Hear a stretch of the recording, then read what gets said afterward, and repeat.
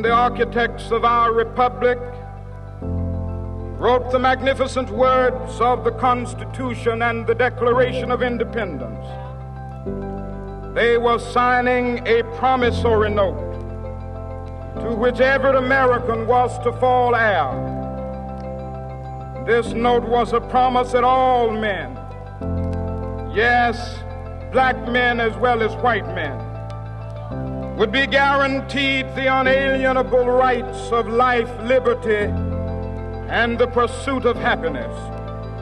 When I recall the words of Dr. King talking about the promissory note that was signed by the founders and the writers of our Constitution and Declaration of Independence, I think of our day today and how much we need to honor that promissory note of freedom and equality for all.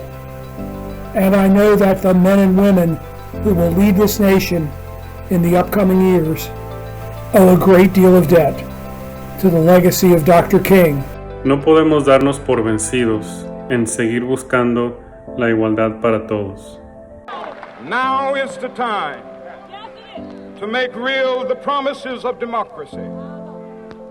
Now is the time to rise from the dark and desolate valley of segregation to the sunlit path of racial justice.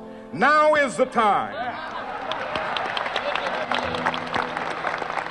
to lift our nation from the quicksands of racial injustice to the solid rock of brotherhood. Now is the time to make justice a reality for all of God's children. Dr. King said, now is the time to embrace democracy, rise from the darkness of segregation, and make justice a reality. His message begged for immediate action nearly a half a century ago, but the appeal is just as relevant and urgent today. It goes to say that we can sometimes only overcome challenges after hitting rock bottom. The darkness and division in our country is close to rock bottom. We see the pain and division on the news daily, but that simply means it is our time to make a conscious effort to rise up and lift each other. Dr. King's message is timeless because now is the time. And as we walk, we must make the pledge that we shall always march ahead. We cannot turn back.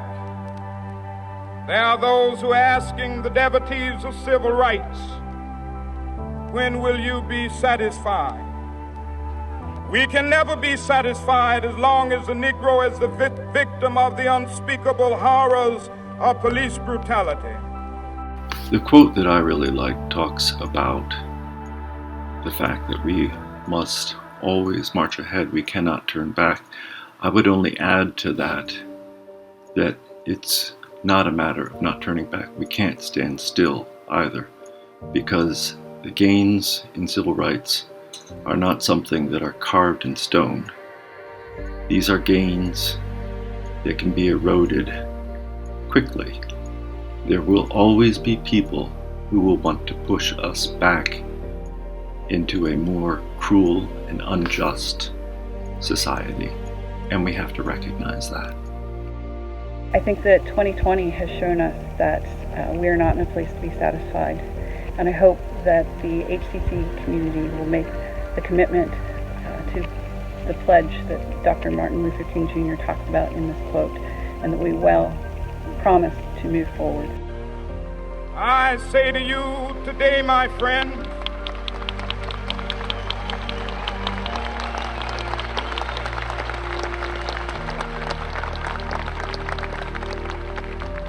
so even though we face the difficulties of today and tomorrow, I still have a dream.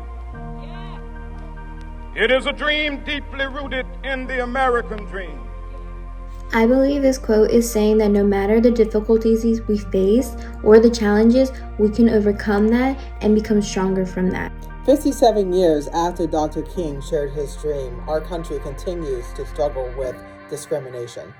Racial, ethnic, gender, country of origin, religious, sexual preference, gender identity, ableism. In so many ways, Dr. King's dream has not been realized. Yet, we cannot deny that change has happened. Dr. King has also said, and I quote, "Human progress is neither automatic nor inevitable. Every step toward the goal of justice requires sacrifice, suffering, and struggle. The tireless exertions and passionate concern of dedicated individuals." If you look around at what's going on across our country today, it's quite easy to find countless examples of Americans who are working tirelessly to bring Dr. King's dream alive. Many of them are right here in our own community, and I'm proud to say right here on our own campus. It is this that brings me hope. I have a dream that one day we can rid the world of entitlement and plant seeds of humility in its place, because no one is above or below anyone else. That we will see the struggle for civil rights not as something to be achieved, but a constant effort. I will discuss white privilege with my grandchildren, and they will be confused, not by their own white privilege, but because we have finally actualized Dr. Martin Luther King Jr.'s dream. Que todos podamos aprender a respetarnos los unos a los otros. We all can come together at peace. We can stop talking about Dr. King's dream because his vision would simply be our everyday experience.